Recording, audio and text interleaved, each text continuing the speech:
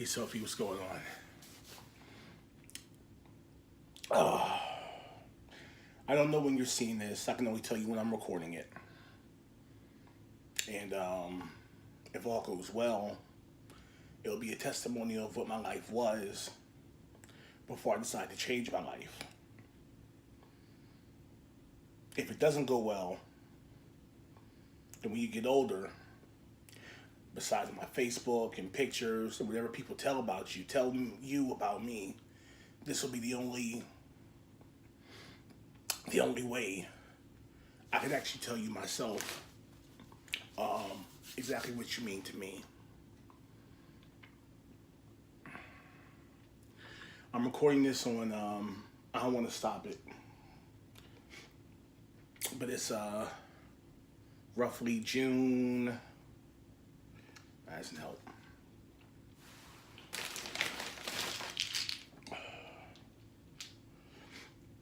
I just left the hospital.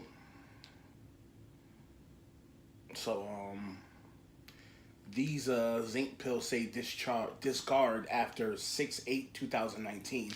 So I'm guessing it's June 8th. June 8th, 2018. So what I have, and I'll show you pictures later, I want to move the camera, is I have chronic lymphedema in my left leg. And my legs gigantic. There's probably pictures of you jumping on it when you were little because you thought it was a trampoline. Somehow you would always find like your way back to my knee and it would hurt. And I would act like it didn't because you were having so much fun. But every now and then it gets infected with cellulitis and I go to the hospital and my temperature goes up and my blood pressure goes up. And the first time I thought I was going to die, and the second and third time I was like, whatever.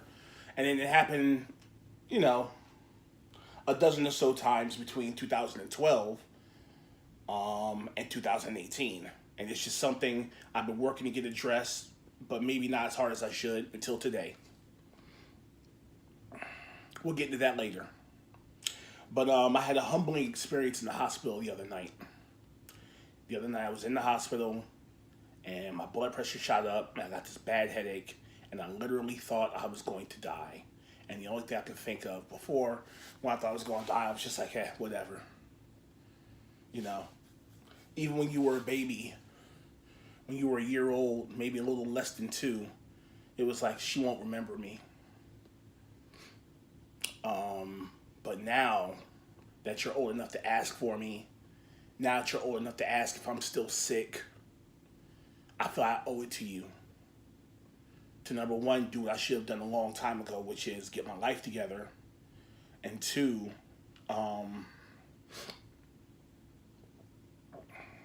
get this whole thing addressed. So I'm going to be doing that. In the meantime, I'm going to do a couple of these little 10-minute. I'm going to cut myself off for 10 minutes every time. I don't know how often I'm going to do them, but I'm going to load them up to my YouTube page. I'm going to keep them private. Uncle Hub, James Hubbard, he knows how to get his hands on them. So,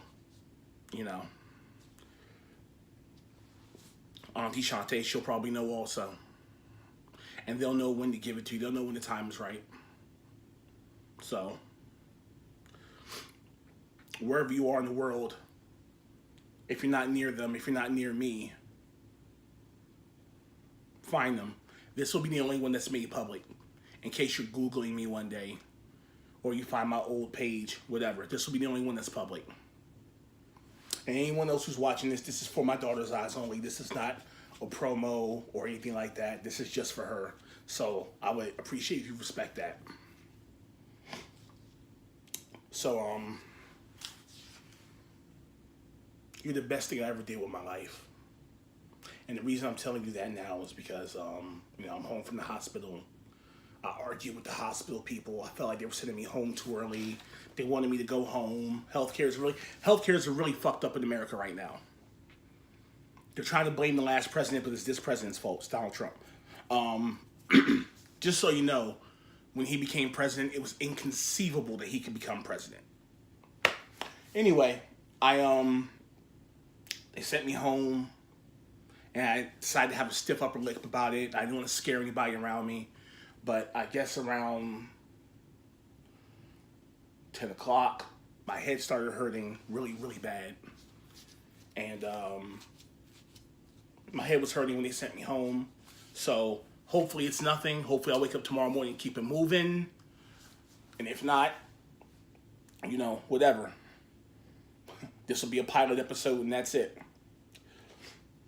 But what's going to happen over the next couple of years is I am going to definitely take the steps I should have taken to get my life together. I'm going to address my weight.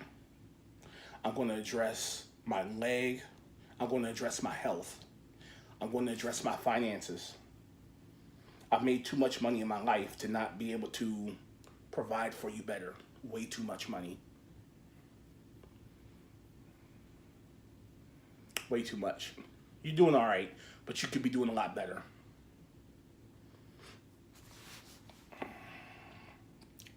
The only question is whether the life choices I've made up to this point, the 38 years up to this point, have already sealed my fate, or if it's not too late for me to turn around. And that will remain to be seen. So that's that. The day you were born is literally the happiest day of my life. All I ever wanted. All I ever wanted was a little girl. You can ask Grandma. You can ask Grandma. I said, I want a little girl. I want a daughter. I want to raise a little girl in this world where little girls are raised substandardly, is what I'll call it. And she said, you're a man. You're supposed to want to raise a son. I dig that. But I don't know if I would have the discipline to raise a son the way I would a daughter. A son, I was not a good kid. So I would see my son and go, he has my blood in me. He can do whatever he wants. Always. I would have spoiled my son the way people felt like I was going to spoil you. I would have loved you either way. It doesn't matter. I'd probably be making this video the other way for my son. I don't see it though. I'd probably be like, yeah, little nigga, I did. It's the streets. Get over it. But you were born. It was a rough pregnancy for your mother. It was rough. She was in pain every single day. Every single day. She was in pain. The day before you came, she did this thing that they call nesting, where she cleaned the whole house. And then she re-cleaned the whole house. 2 o'clock in the morning, she was up vacuuming. I woke up to go to work the next morning. She had made breakfast and she was dusting. She hadn't slept a wink. And it was what they call nesting. It's when the mother knows the baby is coming. And we drove you to Norfolk Hospital, Norfolk, Virginia. We drove you there on Monday. It was a Sunday. You weren't ready to come, though. You came on Monday, I believe. Or was it a Tuesday? I'm sorry for not knowing.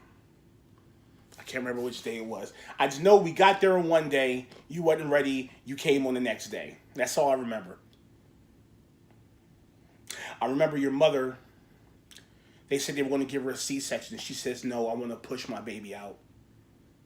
And they looked down and they said, all right, we'll give it a try. And I put my phone down because she wouldn't let me record it. And I turned around and there was, no exaggeration, there's pictures on my Facebook. There were like 18 people in the room.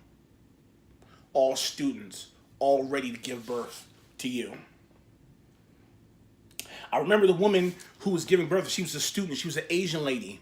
And she had her hands between your mother's legs. And she was like, okay. And there was a woman over her shoulder going, no, you're not doing it right. Rotate her.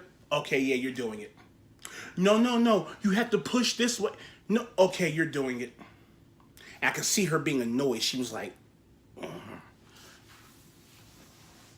if you know you're doing the right thing, continue doing the right thing. But be prepared to stand on those consequences if it's not the right thing. That's the lesson I will give you in this first episode. I'm going to stick to my timeline. We're going 10 minutes and 3 seconds. Just know that when you were born, my whole life changed and you melted my heart, and you are the best thing I've ever done with my life. And I love you so much until my dying day, whenever that is. I'll see you soon, baby.